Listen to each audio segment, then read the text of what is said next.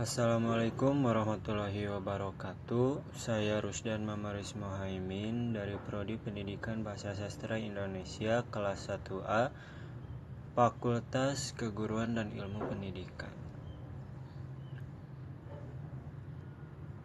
Asal-usul daerah tinggal saya adalah Alkisah. Ada seorang raja bernama Prabu Siliwangi yang hendak menyerahkan tahta kerajaan Pajajaran miliknya ke putra mahkotanya. Sang raja bersedia menyerahkan tahtanya kepada putra mahkotanya yang bernama Prabu Banyaksatra tersebut bila sang putra mahkota sudah punya istri. Sayangnya, Prabu Banyaksatra belum mempunyai istri saat itu.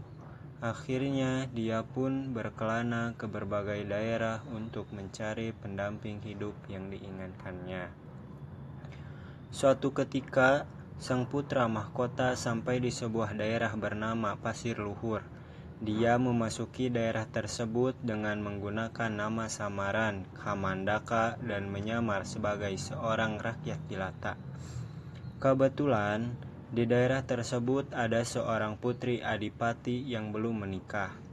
Adapun putri raja tersebut bernama Dewi Ciptarasa yang merupakan putri dari Adipati Kandadaha. Untuk mendekati putri bungsu adipati tersebut, Prabu Banyaksatra pun mendekati Patih Pasir Luhur dan dia pun berhasil diangkat menjadi anak oleh Patih tersebut. Singkat cerita, Prabu Banyaksatra yang tengah menyamar menjadi Kamandaka pun berhasil dekat dengan Dewi Ciptarasa. Kedekatan keduanya pun semakin intim. Suatu ketika, kedekatan sepasang insan itu diketahui oleh kakak Dewi Ciptarasa dan langsung mengadukannya ke Adipati Kandadaha. Mendengar hal itu, Adipati Kandadaha pun murka dan menyuruh Patih Pasir Luhur untuk membunuh Kamandaka. Sang adipati murka karena merasa anaknya tak pantas berdekatan dengan Kamandaka yang seorang rakyat jelata.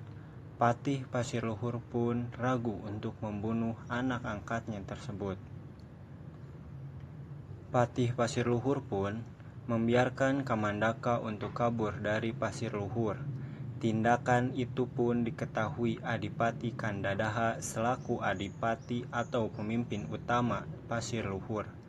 Dia pun memerintahkan prajuritnya untuk mengejar Kamandaka. Kamandaka berhasil dikejar para prajurit Adipati Kandadaha.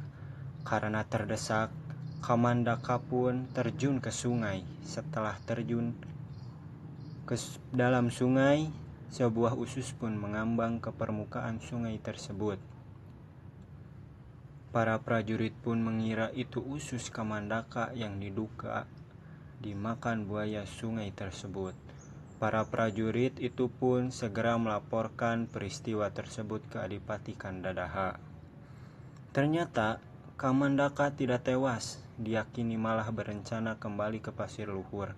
Dia kembali ke daerah itu tidak dengan menggunakan nama samaran Kamandaka. Selama kembali dari Pasir Luhur, dia telah mengganti identitasnya beberapa kali, dimulai menjadi si sulap sang jago sabung ayam, hingga menjadi seekor lutung yang membuatnya berhasil mendekati dan mendapatkan Dewi Ciptarasa Pasir Luhur. Sekian penyampaian dari saya. Mohon maaf apabila ada bahasa yang belum dimengerti atau kurang dimengerti. Wassalamualaikum warahmatullahi wabarakatuh.